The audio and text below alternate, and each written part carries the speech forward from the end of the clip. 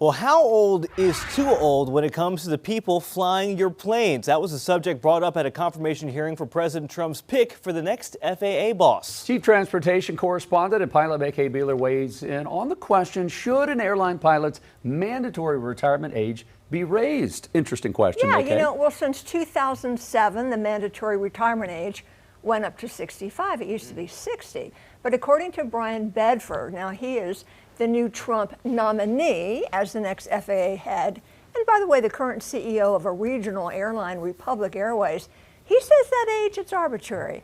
At his hearing, he was pressed on whether lawmakers should raise the retirement age, and according to reports during his confirmation hearing last week, he said, so those who wish to serve having an arbitrary mandatory retirement age, well, that doesn't seem like the right answer to me.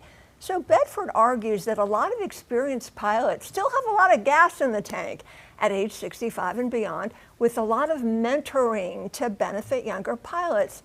But not everyone agrees. You see, last year, an age increase proposal from 65 to 67 for mandatory retirement was narrowly rejected by a Senate committee as part of the FAA Reauthorization Act. So raising the retirement age to 67, it's been met with pushback from the largest pilots union, the Airline Pilots Association, 79,000 members strong.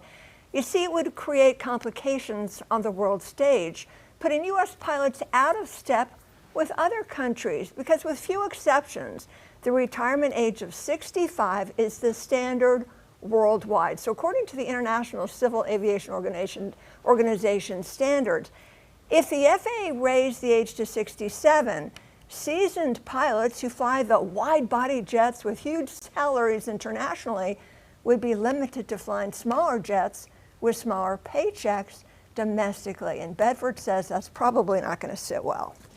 Okay, interesting. Are there other reasons why raising the retirement age is a bad idea? So there are different arguments. Apparently, many pilots in their 60s start to experience health concerns. Not all. We know there are many people in their 70s who are healthier than some 50-year-olds.